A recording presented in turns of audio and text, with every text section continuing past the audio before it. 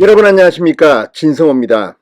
윤석열 대통령과 한동훈 법무부 장관이 독대를 합니다. 자, 지금 이 대우조선해양의 노조 파업, 하청업체 노조 파업이 해결됐습니다. 지금 오히려 경찰의 해안부 경찰국 신설을 놓고 집단행동에 나선 이 문제가 지금 이슈로 떠오르고 있습니다. 이런 가운데 8월 달에는 또 상당히 많은 일들이 벌어집니다. 무엇보다 윤석열 대통령이 취임한 지 첫 특별 사면이 단행됩니다.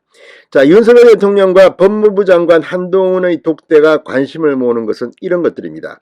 그리고 또 하나, 민주당이 강행 처리한 검찰 수사권 완전 박탈, 위헌 처리 문제도 있습니다. 이민청을 신설하는 문제도 한동훈 장관이 보고할 예정입니다. 자, 지금 윤석열 대통령이 장관들로부터 독대 보고를 받고 있습니다. 문재인 전 대통령과는 달리 장관들을 직접 만나 거의 토론식 업무 보고를 받고 있습니다. 한동훈 장관의 업무 보고 순서는 뒤로 밀려져서 다음 주 화요일입니다. 자, 이 한동훈 장관의 업무 보고가 지금 정치권의 관심을 모으고 있습니다. 바로 8.15 특사 때문입니다. 자, 지금 진행되고 있는 장관들의 독대, 뉴스가 크게 나오지 않습니다. 그러나 한동훈이 윤석열을 만난 직후에는 아마 뉴스가 폭발할 것 같습니다. 진성호의 직설 시작합니다. 방송에 앞서 아직 진성호 방송에 구독자가 아니신 분은 붉은색 구독 버튼 눌러주십시오. 더 좋은 방송으로 보답하겠습니다.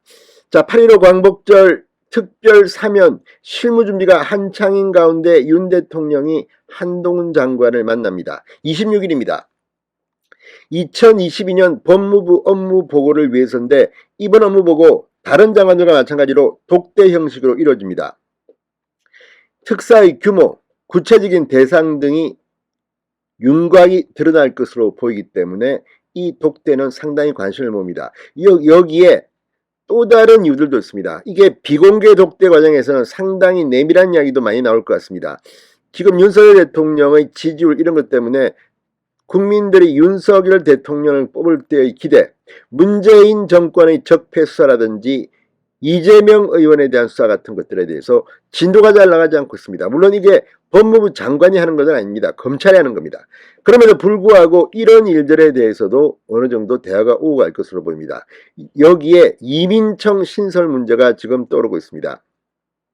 한동훈 법무부 장관은 뭐 이런 검찰 이런 문제도 있지만 국제적 글로벌 스탠다드에 맞는 법무부 운영을 이야기하고 있습니다. 이민청 실성, 그리고 지금 그동안 이 여론에 대해서 상당히 논란이 되어온 촉법 소년 연령 하향 문제, 지금 세상이 바뀌어서 지금 점점 더 나이가 어린 범죄자들이 흉폭화되고 있습니다. 이 문제도 보고할 것으로 보입니다.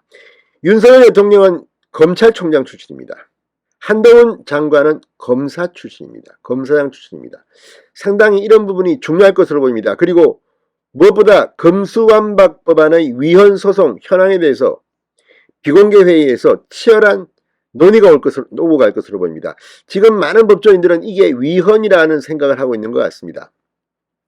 자, 그리고 검수완박법이 시행되더라도 9월 10일부터입니다. 그 뒤에 어떻게 검찰이 대처할 것인가?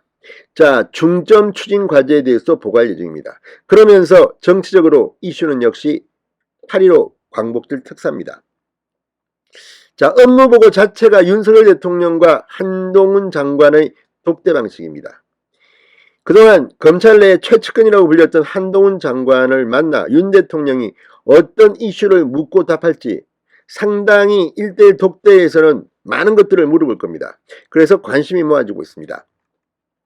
자, 2016년 이후 6년 만에 단행되는 이번 광복절 특사 대상으로는 이명박 전 대통령, 그리고 이재용 삼성전자 부회장, 김경수 전 경남지사 등이 유력하게 꼽힙니다.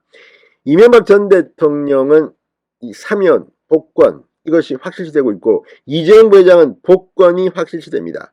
김경수 전 경남지사는 가석방 혹은 사면입니다. 자, 지금 서울 동부구치소 안양교도소 등에 복역하다가 지난달 28일 이 형의 집행이 정지됐습니다. 3개월 동안 이명박 전 대통령 이제 감옥으로 갈 필요 없이 8.15 특사로 깔끔하게 처리될 가능성이 높습니다.